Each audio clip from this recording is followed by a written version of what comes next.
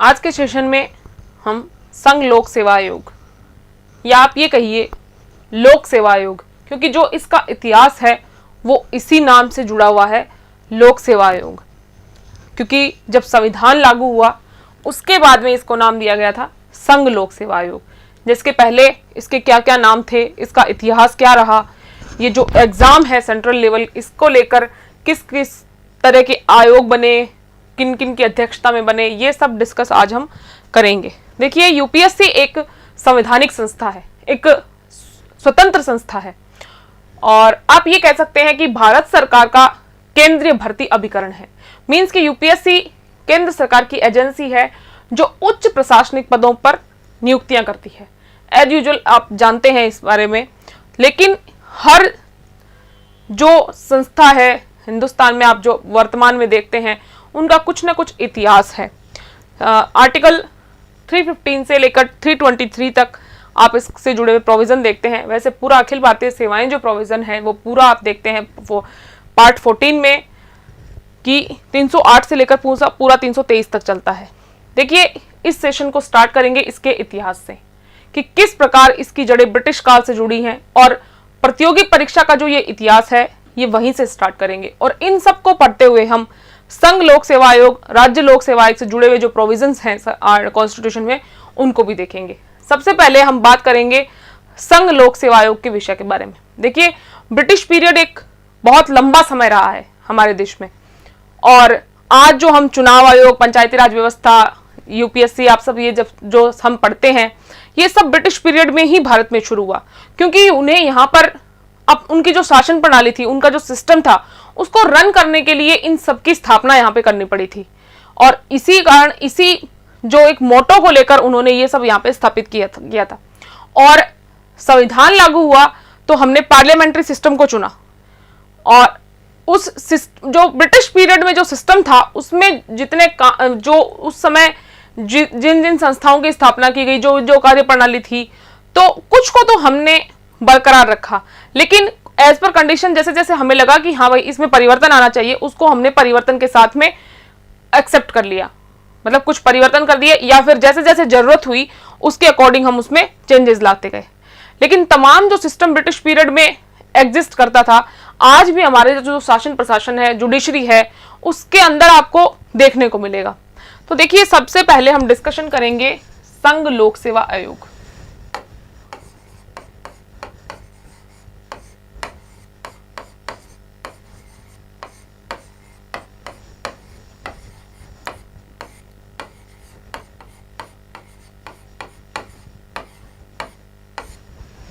ठीक है, फर्स्टली एक हेलिबेरिक कॉलेज था, उसकी जो चयन समिति थी और जो बोर्ड ऑफ डायरेक्टर्स थे, उनके जो अधिकारी होते थे वो जो अधिकारियों की और कर्मचारी होते थे उनकी नियुक्ति की जाती थी। बाद में आगे चलकर लॉर्ड मैकाले ने ये सुझाव दिया कि इन नियुक्तियों के लिए कॉम्पिटिटिव एग्जाम होने चाहिए। ठीक है, क्योंकि देखिए वो जो कंट्रीज है वहां पर ये व्यवस्था कहीं ना कहीं एग्जिस्ट करती थी और इसी सुझाव के चलते पहली बार परीक्षा ये हेल्ड की गई थी 16 जुलाई 1855 को। 16 जुलाई 1855 को। ठीक है, और उस टाइम जो ये एग्जाम हुआ था ये इंडिया में नहीं हुआ था, लंदन में ही हुआ था, वहीं एग्जाम करवाया गया। और ये एग्जाम करवाने को लेकर चर्चा थी कि वो लॉर्ड मैकाले की रिपोर्ट थी और इसके साथ साथ में 1853 का जो चार्टर था उसमें भी इस बारे में जिक्र था कि ये जो इसमें वही लोग पार्टिसिपेट कर सकते थे कि जो लंदन आने के लिए अपने इसके जो एक्सपेंसेस थे खुद बेयर कर सकें, और वही मतलब इंडियन इसमें पार्टिसिपेट कर सकते थे। लेकिन यही है कि अगर आप लंदन जाने का खर्चा उठा सकते हैं तो आप ये एग्जाम दे सकते हैं। ठीक है, तो आईसीएस एग्जाम को सबसे पहले जिसने क्लियर किया था वो पर्सन थे सत्येंद्र नाथ टैगोर।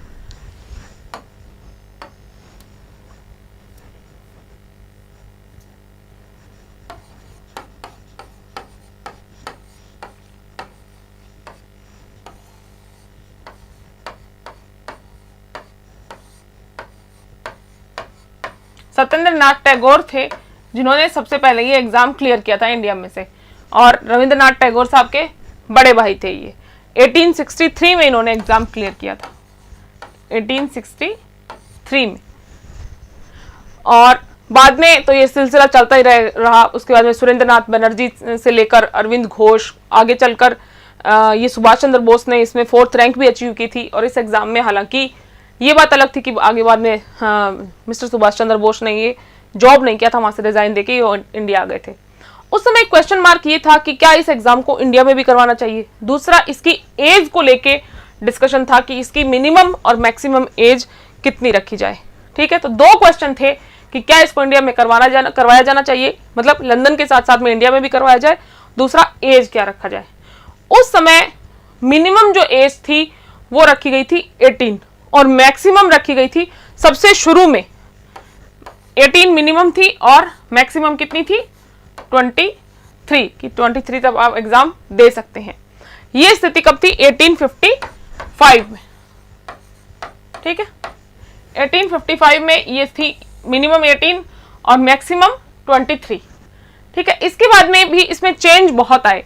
1860 में ये हो गई 18 और 22, 18 और मैक्सिमम कितना कर दिया गया इसको, ये कब हुआ 1860 में कि मैक्सिमम एज जो एज कर दी गई वो 22 कर दी गई। फिर 1865 में इसमें फिर से चेंज किया गया और इसको कर दिया गया 18 और 21। 1865 में ये एक मेजर चेंज इसमें किया गया और इसके बाद में 1866 में एक चेंज किया गया 17 और 21। ये चेंजेस बार बार में एज के साथ आपको टाइम के साथ में अलग अलग सन में देखने को मिलेंगे। तो 1866 में फाइनली क्या कर दिया गया 17 मिनिमम और 21। इसके बाद में लॉर्ड लिटन आए। लॉर्ड लिटन ने इस एज को बदलकर कर दिया गया, कितना कर दिया 17 और 19। 2 ही अटेम्प्ट एक पर्सन को मिलेंगे। लॉर्ड लिटन के द्वारा इस एज को 17 से मिनिमम 17 और 19 मैक्सिमम। ठीक है, ये एज कर दिया गया और ये एज को लेकर जो सिस्टम था इसके विरुद्ध आंदोलन भी हुआ।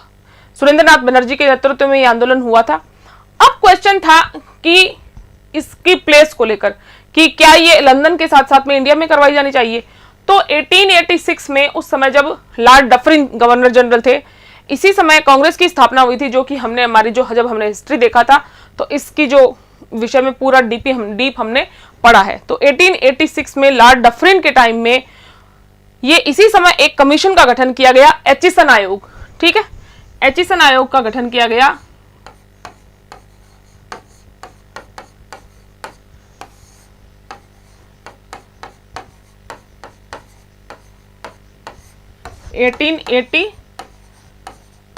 में। ठीक है, और इस आयोग को ये रिपोर्ट देनी थी कि एक तो ये एग्जाम यहाँ पे होना चाहिए साथ में लंदन के साथ में, दूसरा इसमें एज को रिलेटेड। ठीक है, कि एज लिमिट कितनी होनी चाहिए। तो उन्होंने रिपोर्ट में ये कहा कि एक तो इंडिया में नहीं होना चाहिए, कि इंडिया में ये एग्जाम नहीं होना चाहिए, ये बोल दिया। ठीक है, इसके अलावा उम्र सीमा उन्होंने एज लिमिट क्या बताया 23 मैक्सिमम और 18 मिनिमम, ये एज बताई इस आयोग एचिसन आयोग ने। ठीक है, 18 मिनिमम कर दिया गया और 23 जो 1855 में सबसे पहले थी वो वाली सिचुएशन लाके इन्होंने खड़ी कर दी। इसके बाद में इस्लिंगटन आयोग गठित किया गया था।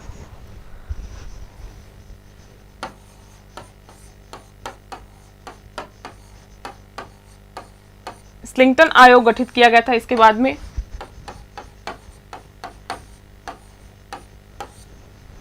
इस्लिंगटन आयोग जो था उनकी रिपोर्ट में भी उनको भी इसी चीज पे रिपोर्ट देने के लिए कहा गया था कि इसकी एज लिमिट और इसकी जगह। तो उन्होंने कहा था कि ये एग्जाम इंडिया में होना चाहिए। इसी आयोग की रिपोर्ट के बाद में 1919 के भारत सरकार अधिनियम में ये प्रावधान कर दिया गया कि इंडिया में भी ये एग्जाम होना चाहिए और 1922 में फर्स्टली ये एग्जाम इलाहाबाद में करवाया गया था। ठीक है, इसी आयोग ने कहा था कि ये एग्जाम इंडिया में होना चाहिए। ठीक है, और उसके बाद ये 1919 का जो भारत सरकार अधिनियम था उसमें ये प्रोविजन किया गया था कि इंडिया में होगा और फाइनली इलाहाबाद में 1922 में ये एग्जाम पहली बार प्रयागराज, जिसको वर्तमान समय में कहा जाता है। ठीक है, और एक आयोग गठित किया गया था ली आयोग, कि उस ली आयोग का ही ये सुझाव था कि जो ये एग्जाम है इसको करवाने के लिए एक लोक सेवा आयोग का गठन किया जाना चाहिए, और ली आयोग बना था। और इस आयोग की अनुशंसा थी कि इस एग्जाम के लिए एक लोक सेवा आयोग का गठन होना चाहिए, जो इसके एग्जाम को लेकर सारी ट्रांसपेरेंसी रखेगा। एग्जाम को हेल्ड करवाने की सारी जिम्मेदारी इस आयोग की होगी। ये स्थापित किया गया था, पहला आयोग स्थापित किया गया था 1926 में, ठीक। और इसका जो नाम दिया गया था, वो जो वर्तमान में नाम है वो नहीं दिया गया था, इसका नाम था केंद्रीय लोक सेवा आयोग।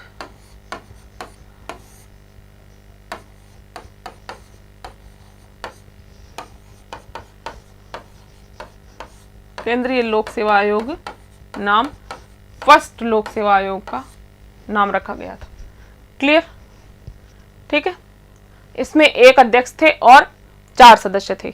सर रोज वारकर इसके जो अध्यक्ष थे वो थे। इसके एक अध्यक्ष थे और 4 सदस्य। ये सिस्टम उस टाइम किया गया था। सर रोज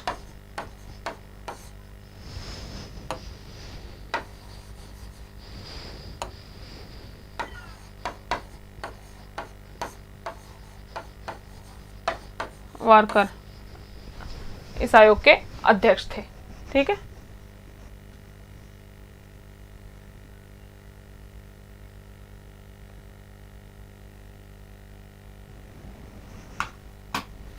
ऐसी बात नहीं है, मतलब ये एज लिमिट को लेकर कुछ लोग ये चाहते थे कि, क्योंकि देखिए इंडिया का जो स्टडी लेवल था वो वैसा नहीं था इतना, जिस तरह के एग्जाम पैटर्न वहां के थे ये सब, तो वो ये चाहते थे कि यहाँ के लोगों को कम से कम मौके दिए जाएं, जितने हो सके कम से कम मौके दिए जाएं। जो मैक्सिमम एज है इसीलिए ये कम रखी गई थी। हमारे देश में तो 32 इसलिए भाई हमें यहीं से लेने हैं, यहीं पे नौकरी करनी है, तो कैंडिडेट इतना इस लेवल का एग्जाम है तो फिर उसके लिए टाइम भी चाहिए,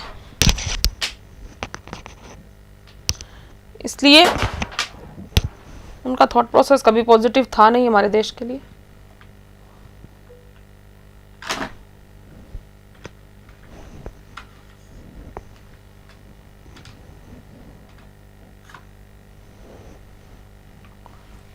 ठीक है।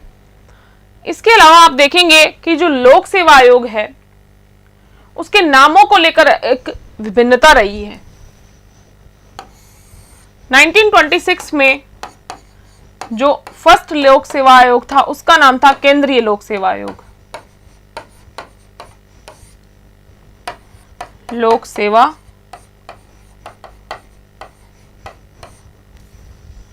आयोग,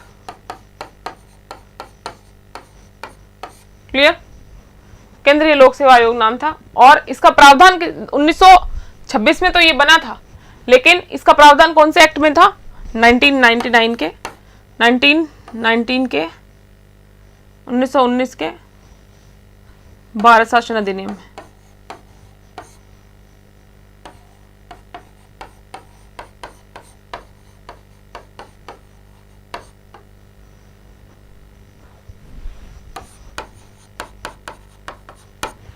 क्लियर। और इसके अलावा 1935 में गवर्नमेंट ऑफ इंडिया एक्ट जो आया था उसमें जो प्रोविजंस थे उसमें इसका नाम था संघीय लोक सेवा आयोग। 1935 में नाम था क्या? संघीय लोक सेवा आयोग। और ये जो संघीय शब्द है उस टाइम इसका मतलब यूनियन इससे मतलब नहीं था, इसका मतलब था फेडरल। ठीक है, क्लियर। और इसके अलावा 1950 में जब गठित किया गया, आज स्वतंत्र भारत में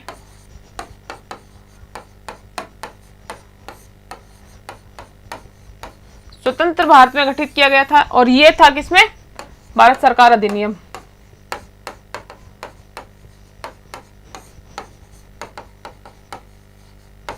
क्लियर। तो इस समय नाम था संघ लोक सेवा आयोग।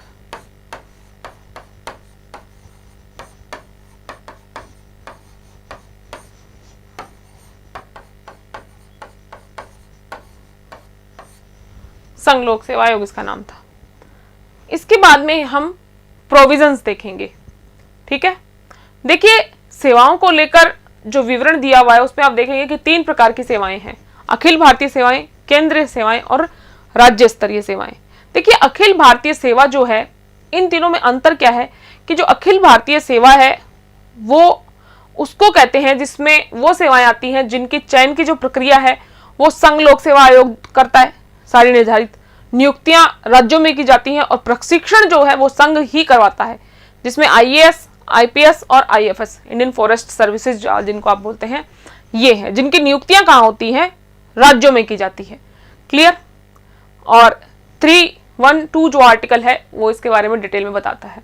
ठीक, देखिए 1963 में राज्यसभा ने 3 सेवाओं को रिकमेंड किया था कि भारतीय वन सेवा, भारतीय इंजीनियरिंग सेवा और तीसरा था शिक्षा एवं स्वास्थ्य सेवा, चिकित्सीय सेवा को लेकर।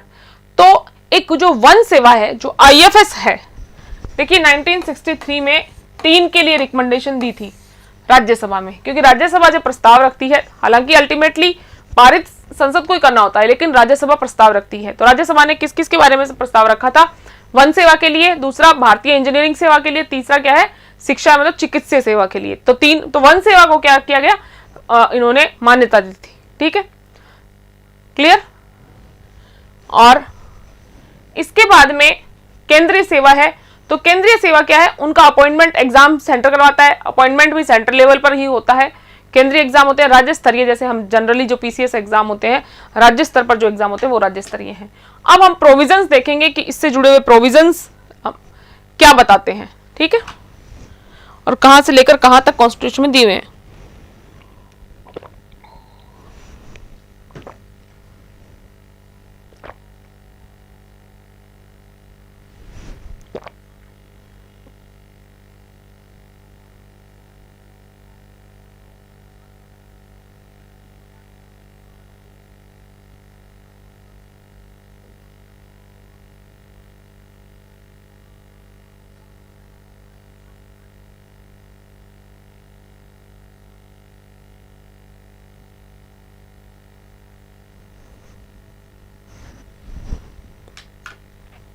बैलेट निकाल लीजिए।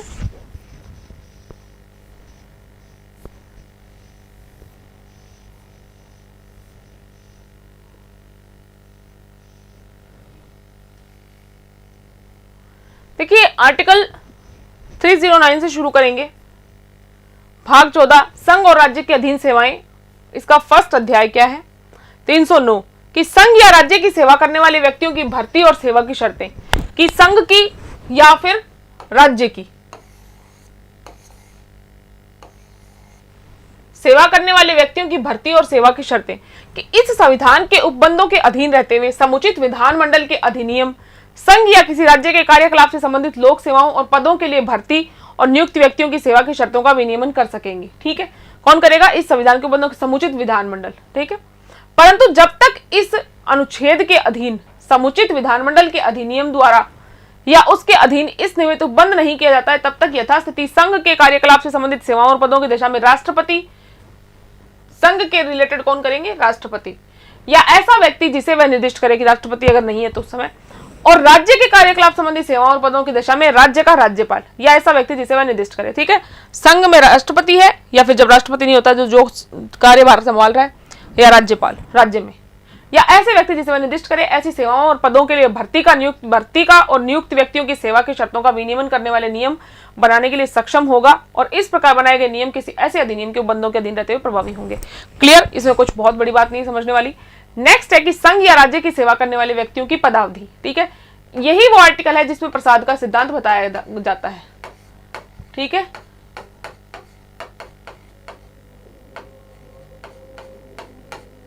ठीक है, संघ या राज्य की सेवा करने वाले व्यक्तियों की पदावधि, कि इस संविधान द्वारा अभिव्यक्त रूप से यथा उपबंधित के सिवाय प्रत्येक व्यक्ति जो रक्षा सेवा या संघ की सिविल सेवा का या अखिल भारतीय सेवा का सदस्य है अथवा रक्षा से संबंधित कोई पद या संघ के अधीन कोई सिविल पद धारण करता है, राष्ट्रपति के प्रसाद पद धारण करेगा, क्योंकि नियुक्ति किसके द्वारा की जाती है, राष्ट्रपति के द्वारा। तो जब तक वो राष्ट्रपति है तब तक आप प्रसाद पद धारण करेंगे।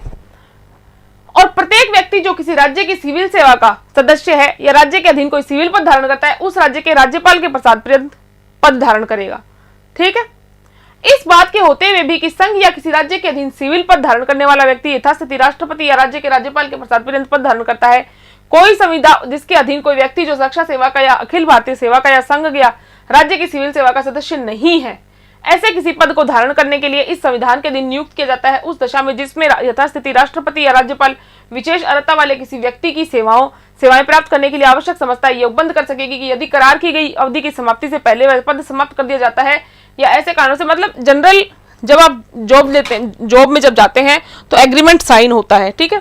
तो अगर वो पद समाप्त कर दिया जाता है उस स्थिति में क्या होगा, देखिए मतलब एज पर संविदा कि हाँ भाई ये जो रिटायरमेंट की एज है वहां तक आप रहेंगे, लेकिन अगर पद समाप्त कर दिया जाता है उस स्थिति में क्या है, या ऐसे कारणों से जो उनके किसी अवचार से संबंधित नहीं है जिससे वह पद रिक्त करने की अपेक्षा की जाती है, तो उसे प्रतिकर दिया जाएगा कि अगर पद समाप्त कर दिया जाता है तो उस स्थिति में प्रतिकर दिया जाएगा।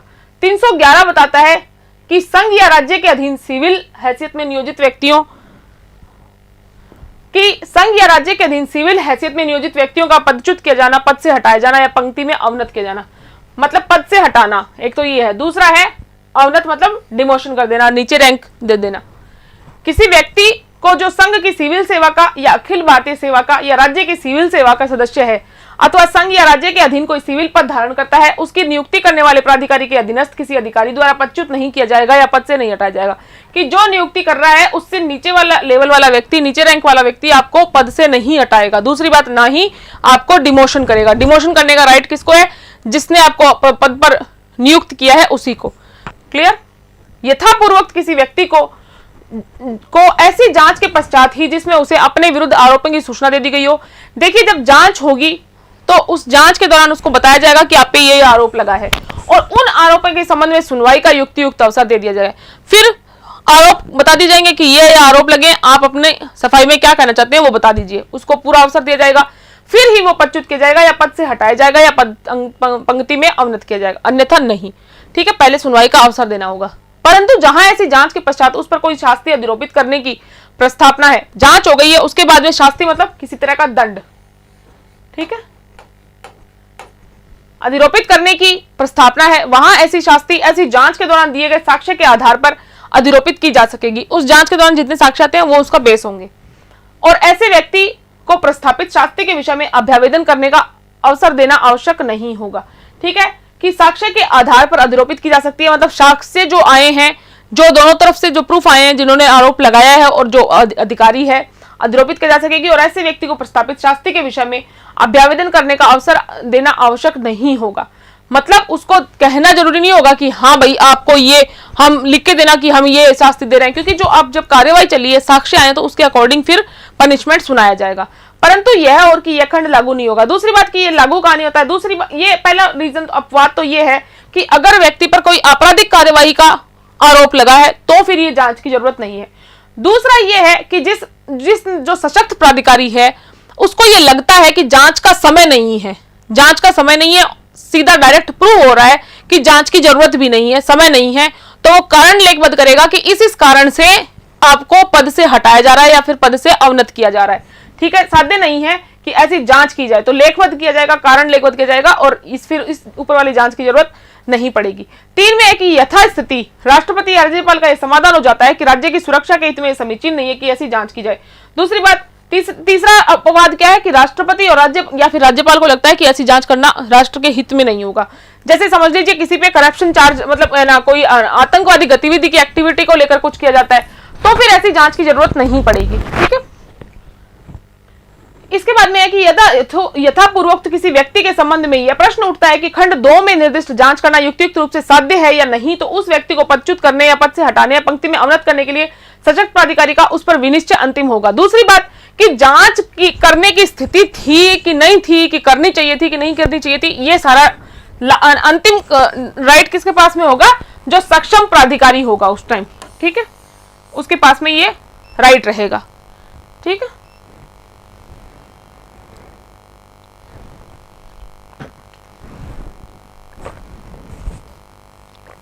इसके बाद में है अखिल भारतीय सेवाएं कि भाग 6 के अध्याय 6 भाग 11 में किसी बात के होते हुए भी यदि राज्यसभा ने उपस्थित और मत देने वाले कितने चाहिए, उपस्थित और मत देने वाले सदस्यों में से कम 2/3, उपस्थित और मत देने वालों में से 2/3 किस तरह से निकल जाता है उपस्थित और मत का, ये मैंने बहुत अच्छे से आपको समझा दिया है। द्वारा समर्थित संकल्प द्वारा यह घोषित किया है कि राष्ट्रीय हित में ऐसा करना आवश्यक है या समीचीन है, तो संसद विधि द्वारा, देखिए फाइनल किसको करना है, संसद को विधि बनाकर संघ और राज्यों के लिए सम्मिलित एक या अधिक अखिल भारतीय सेवाओं के लिए, मतलब इस पैराग्राफ का मतलब ये है कि प्रस्ताव कौन लेके आएगा, राज्यसभा। जैसे कि मैंने आपको बताया कि 1963 में प्रस्ताव लेके आई थी राज्यसभा 3 सेवाओं के लिए, इंजीनियरिंग सर्विस के लिए, चिकित्सा सर्विस के लिए और वन अधिकारी के लिए, ठीक है। तो उसके लिए वन को किसको मान्यता दे दी गई थी, तो एक या अधिक सेवाओं को जो अखिल भारतीय सेवा के रूप में लाने का प्रस्ताव कौन लाएगी, राज्यसभा लाएगी, और पारित अल्टीमेटली किसको करना होता है, संसद को। लेकिन जब वो प्रस्ताव लाएगी राज्यसभा और 2/3 बहुमत से उपस्थित और मत देने वाले में से 2/3 से पारित कर देगी, तब फिर संसद उस पर विधि बनाती है। इस संविधान के प्रारंभ पर भारतीय प्रशासनिक सेवा और भारतीय पुलिस सेवा के नाम से ज्ञात सेवाएं इस अनुच्छेद के अधीन संसद द्वारा सृजित सेवाएं समझी जाएंगी, ठीक है। उस टाइम इन 2 को बनाया गया था, ठीक है। बाद में 1963 में जैसे वन वाली है वो हो गई है। खंड 1 में निर्दिष्ट अखिल भारतीय न्यायिक सेवा के अंतर्गत, इसमें आप जो ये देख रहे हैं कि जिसके अंतर्गत अखिल भारतीय न्यायिक सेवा है, अखिल भारतीय न्यायिक सेवा मतलब जुडिशरी को लेकर नेशनल लेवल पर अखिल भारत पर को लेकर लेवल पर कोई एग्जाम नहीं होता है, लेकिन प्रोविजन संविधान के शुरुआत में ही दिया गया है। तो ये कहता है 3 कि निर्दिष्ट अखिल भारतीय न्यायिक सेवा के अंतर्गत अनुच्छेद 236 में परिभाषित जिला न्यायाधीश के पद से अवर का कोई पद नहीं होगा। देखिए ये उसको स्पष्टीकरण कर रहा है, उस वाली जो ये पैराग्राफ में जो शब्द दिया गया है उसका स्पष्टीकरण कर रहा है ये खंड 3 का मतलब ये है कि जो न्यायिक सेवा के अगर एग्जाम इन फ्यूचर करवाए भी जाते हैं तो जो उसके एंट्री लेवल होगा वो डीजे रैंक से नीचे नहीं होगा।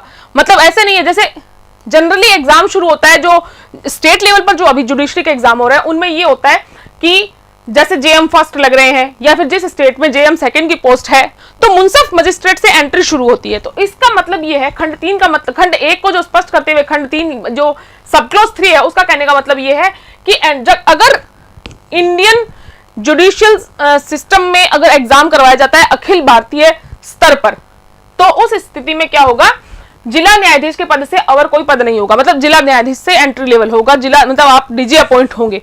देखिए आप जब मतलब जब जो पोस्टिंग आपकी मानी जाएगी, आप जैसे ही जाते हैं सिलेक्ट होके तो आप किसी जैसे आपको लगा दे एडीजे लगा देंगे कुछ लगा देंगे, लेकिन जो फर्स्ट पोस्टिंग आपकी मानी जाएगी वो डीजे रैंक पे मानी जाएगी। डीजे रैंक से निम्न के लिए एग्जाम नहीं करवाया जाएगा जब भी ये इन फ्यूचर करवाया जाता है।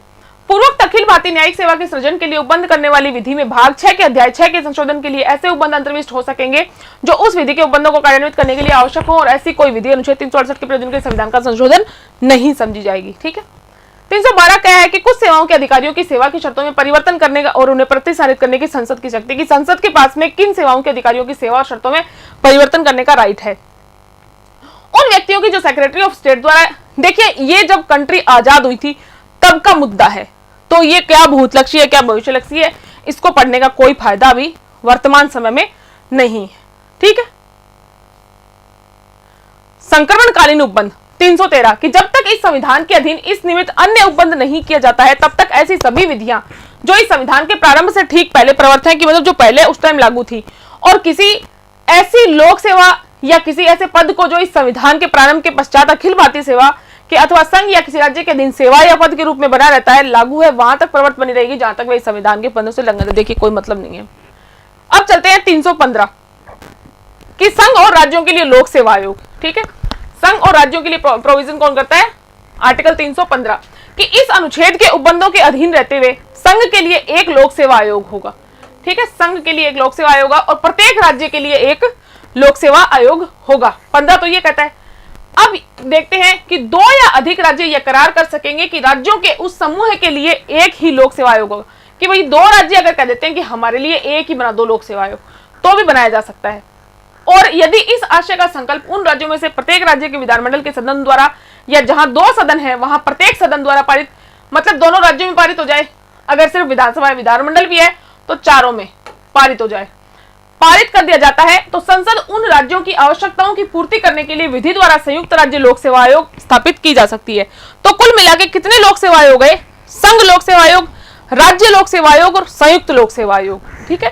क्लियर कि नियुक्ति का उपबंध कर सकेगी। पूर्वोक्त प्रकार की किसी विधि में से अनुषंगिक और परिणामिक उपबंध हो सकेंगे जो विधि के प्रयोजन को प्रभावी करने के लिए आवश्यक या वांछनीय। अनुषंगिक मतलब इनसे इनकी जुड़ी हुई कोई भी बातों के लिए कोई प्रोविजन है वो बनाए जा सकते हैं। यदि किसी राज्य का राज्यपाल संघ लोक सेवा आयोग से ऐसा करने का अनुरोध करता है तो वह राष्ट्रपति के अनुमोदन से, कि क्या करेगा कि राज्य का राज्यपाल संघ लोक सेवा आयोग से ऐसा करने का अनुमोदन करता है तो वह राष्ट्रपति के अनुमोदन से उस राज्य की सभी यकीनी आवश्यकताओं की पूर्ति करने के लिए सहमत हो सकेगा। ठीक है, कि संघ से क्या कर सकता है, राज्यपाल अनुमोदन कर सकता है। इस संविधान में जब तक कि संदर्भ से अन्यथा अपेक्षित न हो, संघ लोक सेवा आयोग या किसी राज्य लोक सेवा आयोग के प्रतिनिर्देशों का अर्थ लगाया जाएगा कि वे ऐसे आयोग के प्रतिनिर्देश हैं जो प्रश्नगत किसी विशिष्ट विषय के संबंध में यथास्थिति संघ या राज्य की आवश्यकताओं की पूर्ति करता है। मतलब इसका मत कहने का मतलब यह है कि जहां पर जो जिस स्टेट के लिए कार्य कर रहा है उस अगर वर्ड का यूज किया जाता है, मतलब जहां पर अगर कहीं वर्ड यूज किया जाता है लोक सेवा आयोग, तो उसका मतलब यह है कि जहां से सेवाओं की पूर्ति हो रही है उस वाले राज्य लोक सेवा आयोग की बात हो रही है। और संघ की तो जनरल जैसे होती है वो एक ही है। इसलिए 316 है कि सदस्यों की नियुक्ति और पदावधि, की सदस्यों की नियुक्ति कौन करता है और पदावधि क्या रहेगी। लोक सेवा आयोग के अध्यक्ष और अन्य सदस्यों की नियुक्ति यदि वह संघ आयोग या संयुक्त आयोग है तो राष्ट्रपति द्वारा, कि अगर दो राज्यों का मिलकर एक बनाए तो भी राष्ट्रपति करेगा और संघ लोक सेवा आयोग की तो राष्ट्रपति करेगा ही करेगा।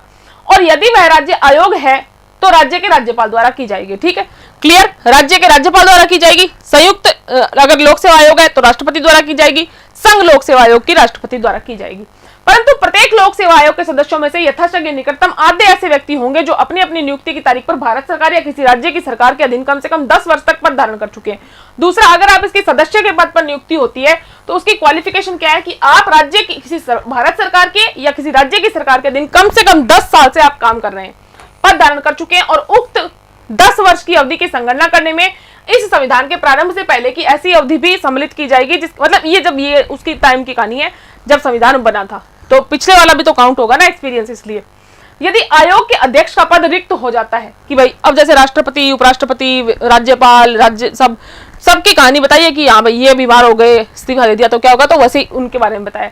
यदि आयोग के अध्यक्ष का पद रिक्त हो जाता है या यदि ऐसा अध्यक्ष अनुपस्थिति के कारण या अन्य कारण से अपने पद के कर्तव्यों का पालन करने में असमर्थ है तो यथास्थिति जब तक रिक्त पद प्रखंड 1 के अधीन नियुक्त कोई व्यक्ति उस पद का कर्तव्य भार ग्रहण नहीं कर लेता है, जब तक अध्यक्ष अपने कर्तव्यों को फिर से नहीं संभाल लेता है, तब तक आयोग के अन्य सदस्यों में से ऐसा एक सदस्य जिसे संघ आयोग या संयुक्त आयोग की दिशा में राष्ट्रपति और राज्य के आयोग में राज्य का राज्यपाल इस प्रयोजन के लिए नियुक्त करे। जितने भी मेंबर होंगे उनमें से राज्य में राज्यपाल और संयुक्त और संघ वाले में कौन बनाएगा, राष्ट्रपति बताएगा कि भैया जब तक अध्यक्ष साहब ठीक नहीं हो जाते हैं तब तक ये महोदय काम करेंगे।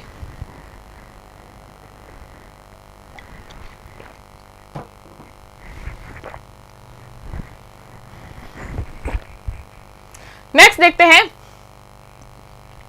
कि लोक सेवा आयोग का सदस्य अपने पद ग्रहण की तारीख से 6 वर्ष की अवधि तक या संघ आयोग की दशा में 65 वर्ष की अवधि तक।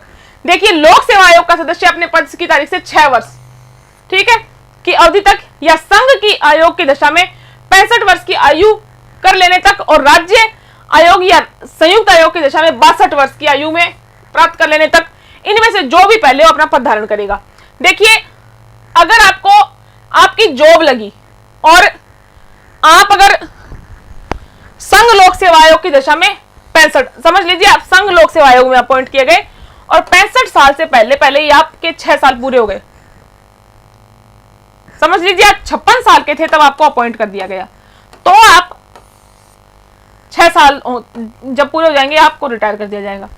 लेकिन समझ लीजिए आपको 61 साल की उम्र में अपॉइंट किया गया तो फिर आप 65 के होते ही 6 की नहीं देखा जाएगा, फिर आप जैसे ही 65 के होंगे आपको रिटायर कर दिया जाएगा। क्लियर। दूसरी स्थिति क्या है, संयुक्त आयोग या राज्य आयोग की दशा में 62 साल है कि जब आप 62 के हो जाएंगे, जैसे समझ लीजिए आपको 60 के टाइम अपॉइंट किया गया तो जैसे ही आप 62 के होंगे आपको कर दिया जाएगा। लेकिन समझ लीजिए आपके 52 साल में ही हो गए, बना दिया गया संघ आयोग में या राज्य आयोग, संयुक्त आयोग में या राज्य आयोग में, तो आप जैसे ही 6 साल कंप्लीट होंगे आपको रिटायर कर दिया जाएगा। क्लियर। नेक्स्ट देखते हैं,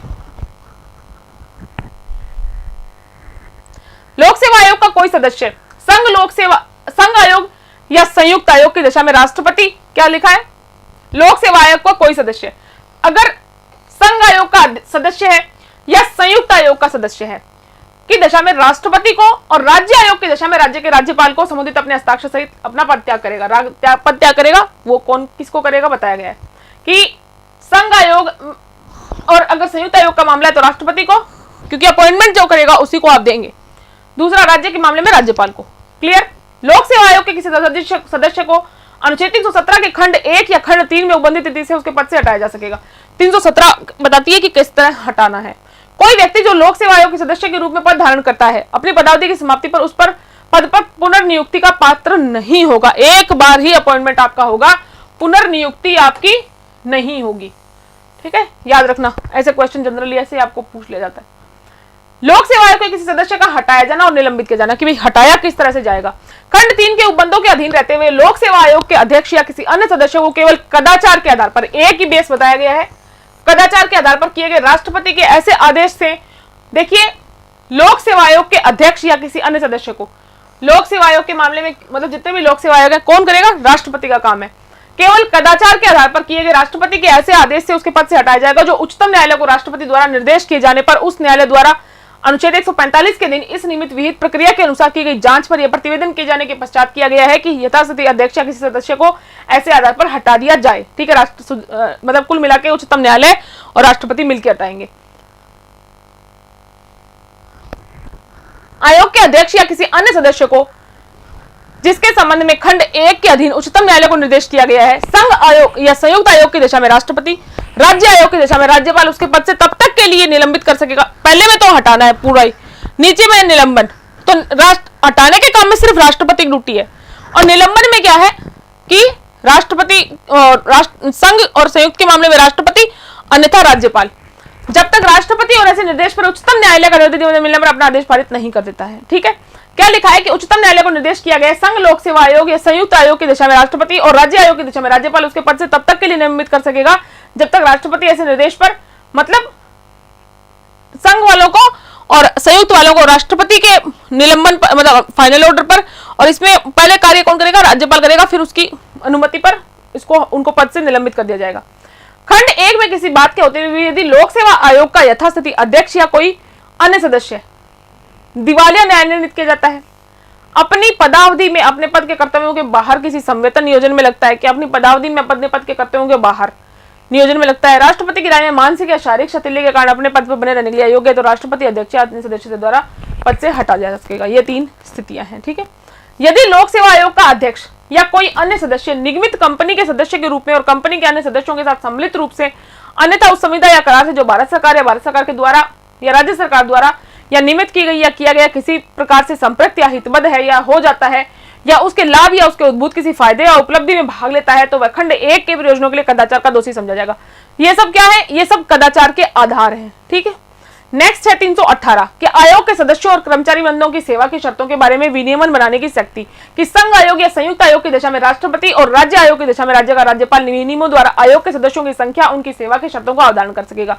राज्य के मामले में राज्य और संघ और संयुक्त के मामले में राष्ट्रपति आयोग के कर्मचारी वृंद के सदस्यों की संख्या उनकी सेवा की शर्तों के संबंध में उपबद्ध कर सकेगा, परंतु लोक सेवा आयोग के सदस्य की सेवा की शर्तों में उसकी नियुक्ति के पश्चात उसके अलाभकारी परिवर्तन नहीं किया जाएगा, किसी तरह की कटौती नहीं की जाएगी। 319 है कि आयोग के सदस्यों द्वारा ऐसे सदस्य न रहने पर पद धारण करने के संबंध में प्रतिषेध कि पद पर न रह जाने पर, कि जब आप पद पर नहीं रहे हैं, संघ लोक सेवा आयोग का अध्यक्ष भारत सरकार या किसी राज्य की सरकार के अधीन किसी भी नियोजन का पात्र नहीं होगा। एक बार आप इसमें चले गए तो आपको बाद में कहीं भी आपको नहीं रहने, पद पर नहीं रह सकते आप। किसी राज्य लोक सेवा आयोग का अध्यक्ष संघ लोक सेवा आयोग के अध्यक्ष या अन्य सदस्य के रूप में अथवा किसी अन्य राज्य के लोक सेवा आयोग के अध्यक्ष के रूप में नियुक्त होने का पात्र होगा। मतलब जो राज्य वाले हैं वो संघ में जा सकते हैं या फिर किसी दूसरे राज्य में जा सकते हैं, पात्र होगा, किंतु भारत सरकार या किसी राज्य की सरकार के अधीन किसी अन्य नियोजन का पात्र नहीं होगा। मतलब जो राज्य में अध्यक्ष रहा है ना, वो संघ लोक सेवा आयोग में जा सकता है और दूसरे राज्य लोक सेवा आयोग में जा सकता है, अन्य किसी भी गवर्नमेंट की पद पर उसको अपॉइंट नहीं किया जाएगा। संघ लोक सेवा आयोग के अध्यक्ष से भिन्न कोई अन्य सदस्य है, मतलब संघ लोक सेवा आयोग के अध्यक्ष को छोड़ दीजिए, अध्यक्ष से भिन्न कोई सदस्य संघ लोक सेवा आयोग के अध्यक्ष के रूप में या किसी राज्य के लोक सेवा आयोग के, मतलब अध्यक्ष के अलावा जो मतलब संघ लोक सेवा आयोग के जो यूपीएससी के जो मेंबर्स हैं वो उस यूपीएससी के अध्यक्ष के रूप में चुने जा सकते हैं। दूसरा, किसी राज्य के लोक सेवा आयोग के अध्यक्ष के रूप में बनाए जा सकते हैं या किसी राज्य के लोक सेवा आयोग के अध्यक्ष के रूप में नियुक्त होने का पात्र होगा, किंतु भारत सरकार या किसी अन्य कोई पोस्ट पर अपॉइंट नहीं किया जाएगा। किसी राज्य लोक सेवा आयोग के अध्यक्ष से भिन्न कोई अन्य सदस्य की जो मतलब राज्य लोक सेवा आयोग के जो अध्यक्ष नहीं है उनके जो सदस्य हैं वो अध्यक्ष या किसी अन्य सदस्य के रूप में अथवा उसी या किसी अन्य राज्य लोक सेवा आयोग के अध्यक्ष के रूप में नियुक्त होने का पात्र होगा। मतलब क्या लिखा है कि अन्य सदस्य क्या करेगा, अन्य राज्य लोक सेवा आयोग का अध्यक्ष और उसी आयोग का अध्यक्ष, ठीक है, अध्यक्ष या किसी अन्य सदस्य के रूप में अथवा उसी या किसी अन्य राज्य लोक सेवा आयोग के अध्यक्ष के रूप में नियुक्त होने का पात्र होगा। ठीक है, अब नेक्स्ट है कि 320 कि लोक सेवा आयोगों के कर्तव्य क्या होंगे। यहां तक सबको समझ में आ गया।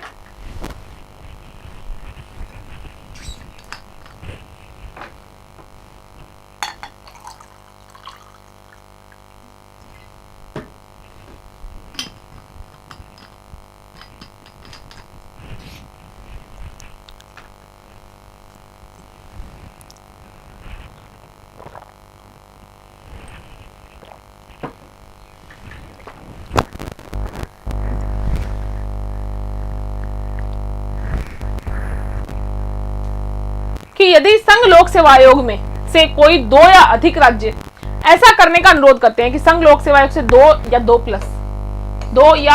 2 प्लस राज्य कि यह भी कर्तव्य होगा कि वह ऐसी किन्हीं सेवाओं के लिए जिनके लिए विशेष अर्हताओं वाले अभ्यर्थी अपेक्षित है संयुक्त भर्ती की स्कीमें बनाने का उनका प्रवर्तन करने में उनकी राज्य की सहायता करेगी। राज्य अगर इस तरह की कोई सहायता की डिमांड करता है तो राज्य की सहायता संघ लोक सेवा आयोग करेगा। यथास्थिति संघ लोक सेवा आयोग या राज्य लोक सेवा आयोग से सिविल सेवाओं में और सिविल पदों के लिए भर्ती की पद्धतियों से संबंधित सभी विषयों पर, सिविल सेवाओं और पदों पर नियुक्ति करने में तथा एक सेवा से दूसरी सेवा में प्रोन्नति और अंतरण करने में अनुसरण किए जाने वाले सिद्धांतों और ऐसी नियुक्ति प्रोन्नति अंतरण के लिए अभ्यर्थियों की उपयुक्तता पर, ऐसे व्यक्ति पर जो भारत सरकार या किसी राज्य की सरकार की सिविल हैसियत में कार्य कर रहा है प्रभाव डालने वाले सभी अनुशासनिक विषयों पर उन जिनके अंतर्गत ऐसे विषयों से संबंधित आवेदन और याचिकाएं हैं, ऐसे व्यक्ति द्वारा या उसके संबंध में जो भारत सरकार की या किसी राज्य की सरकार के अधीन, भारत में क्राउन के अधीन या किसी देशी राज्य के सरकार के अधीन सिविल हैसियत में सेवा कर रहा है या कर चुका है, इस दावे पर कि अपने कर्तव्य के निष्पादन में किए जाने के लिए तात्पर्य कार्यों के संबंध में उसके विरुद्ध संस्थित विधिक कार्यवाहियों की प्रतिरक्षा में उसके द्वारा उपगत खर्च का यथास्थिति भारत की संचित निधि में से या राज्य की संचित निधि में से संदाय किया जाना चाहिए। भारत सरकार या किसी राज्य की सरकार या भारत में क्राउन के अधीन, मतलब सारा क्या बताया गया, इनकी सबके अधीन परामर्श किया जाएगा कि किसी दावे पर अधीन रहने की क्या लिखा है कि भारत सरकार या किसी राज्य की सरकार या भारत में क्राउन के अधीन या किसी देशी राज्य की सरकार के अधीन सिविल हैसियत में कार्य करते किस समय उस किसी व्यक्ति को क्षतियों के बारे में पेंशन अधिनिर्णित किए जाने के लिए किसी दावे पर और ऐसे अधिनिर्णय की रकम विषयक प्रश्न पर परामर्श किया जाएगा और इस प्रकार उसे निर्देशित किए गए किसी विषय पर तथा ऐसे किसी अन्य विषय पर जिसे यथास्थिति राष्ट्रपति या राज्य का राज्यपाल उसे निर्देशित करे परामर्श देने का लोक सेवा आयोग का कर्तव्य होगा। लोक सेवा आयोग की ड्यूटीज बताई गई है। परंतु अखिल भारतीय सेवाओं के संबंध में कि अखिल भारतीय सेवाओं के बारे में क्या प्रोविजन है तथा संघ के कार्यकलाप से संबंधित अन्य सेवाओं और पदों के संबंध में भी राष्ट्रपति तथा राज्य के कार्यकलाप से संबंधित अन्य सेवाओं और पदों के संबंध में राज्यपाल उन विषयों को विनिर्दिष्ट करने वाले विनियम बना सकेगा जिनमें साधारणतया क्या राज्यपाल का रोल कहाँ होगा अखिल भारतीय सेवाओं में कि जिनमें साधारणतया किसी विशिष्ट वर्ग के मामले में या किन्हीं विशिष्ट परिस्थितियों में लोक सेवा आयोग से परामर्श किया जाना आवश्यक नहीं होगा। मतलब कुछ ऐसी अगर मतलब क्रिटिकल सिचुएशन होती है, एक्सेप्शनल सिचुएशंस में राज्यपाल की संघ लोक सेवा आयोग से परमिशन लेना जरूरी, परामर्श किया जाना जरूरी नहीं है। खंड 3 की किसी बात से यह अपेक्षा नहीं होगी कि लोक सेवा आयोग से उस रीति से संबंध में जिसमें अनुच्छेद 16 के खंड 4 में निर्दिष्ट कोई उपबंध किया गया जाना है उस रीति के संबंध में जिसमें अनुच्छेद 335 के उपबंधों के प्रभावी किया जाना है परामर्श किया जाए। ठीक है, इनको लागू करने के लिए किसी तरह के परामर्श की जरूरत नहीं पड़ेगी। 5वां है कि राष्ट्रपति या किसी राज्य के राज्यपाल द्वारा खंड 3 के परंतुक के अधीन बनाए गए सभी विनियम कि राष्ट्रपति या राज्यपाल के 3 में जब कोई नियम बनाए गए हैं बनाए जाने के पश्चात यथास्थिति संसद के प्रत्येक सदन या राज्य के विधानमंडल के सदन या प्रत्येक सदन के समक्ष कम से कम 14 दिन के लिए रखे जाएंगे और निरसन या संशोधन द्वारा किए गए ऐसे उपांतरणों के अधीन होंगे जो संसद के दोनों सदस्य, मतलब चाहे राष्ट्रपति राज्यपाल कोई रूल बनाए उनको संसद के समक्ष रखना होगा। दोनों सदन उस राज्य के विधानमंडल सदन या उन दोनों सत्रों में किए उसमें प्रकार रखे गए हैं, ठीक है, वो ही पारित करेंगे। नेक्स्ट है 321 कि लोक सेवा आयोगों के कृत्यों का विस्तार करने की शक्ति की यथास्थिति संसद द्वारा या किसी राज्य के विधानमंडल द्वारा बनाया गया कोई अधिनियम संघ लोक सेवा आयोग या राज्य लोक सेवा आयोग द्वारा संघ की या राज्य की सेवाओं के संबंध में किसी स्थानीय प्राधिकारी या विधि द्वारा गठित अन्य निगमित निकाय या किसी लोक सेवा संस्था की सेवाओं के संबंध में भी अतिरिक्त कर्तव्यों के प्रयोग के लिए उपबंध कर सकेगा। नेक्स्ट है लोक सेवा आयोग के व्यय कौन उठाएगा। संघ या राज्य लोक सेवा आयोग के व्यय जिसके अंतर्गत आयोग के सदस्यों या कर्मचारी वृंदों को या उनके संबंध में संदेह कोई वेतन भत्ते और पेंशन यथास्थिति भारत की संचित निधि पर और राज्य की संचित निधि पर, संघ वाले संचित निधि पर, भारत की संचित निधि पर और राज्य वाले राज्य की संचित निधि पर। लोक सेवा आयोगों के प्रतिवेदन कि संघ लोक सेवा आयोग का यह कर्तव्य होगा कि वह राष्ट्रपति को आयोग द्वारा किए गए कार्यों के बारे में प्रतिवर्ष प्रतिवेदन दे कि हाँ भाई हमने ये काम किया है। और राष्ट्रपति ऐसा प्रतिवेदन प्राप्त होने पर उन मामलों के संबंध में यदि कोई हो जिनमें आयोग की सलाह स्वीकार नहीं की गई थी, ऐसी अस्वीकृति के कारणों को स्पष्ट करने वाले ज्ञापन सहित प्रतिवेदन के संसद के प्रत्येक सदन के समक्ष रखवाएगा। राज्य आयोग का यह कर्तव्य होगा कि वह राज्य के राज्यपाल को आयोग द्वारा किए गए कार्य के बारे में प्रतिवर्ष, मतलब जैसे संघ वाला राष्ट्रपति को देंगे, ये राज्यपाल को देंगे। आयोग का यह कर्तव्य होगा कि वैसे राज्यों में प्रत्येक की जिनकी आवश्यकताओं की पूर्ति संयुक्त आयोग द्वारा की जाती है, राज्यपाल को उस राज्य के संबंध में आयोग द्वारा किए गए कार्य के बारे में प्रतिवेदन दे और राज्यों में से प्रत्येक दशा में ऐसा प्रतिवेदन प्राप्त होने पर राज्यपाल उन मामलों के संबंध में यदि कोई हो जिनमें आयोग की सलाह स्वीकार नहीं की गई थी, ऐसी अस्वीकृति के कारणों को स्पष्ट करने वाले ज्ञापन सहित उस प्रतिवेदन की प्रति राज्य के विधानमंडल के समक्ष रखवाएगा। कि भाई पहले रीजन स्पष्ट किया जाएगा कि कौन सी मांग जो है वो क्यों पूरी नहीं की गई। सबको क्लियर हो गया होगा?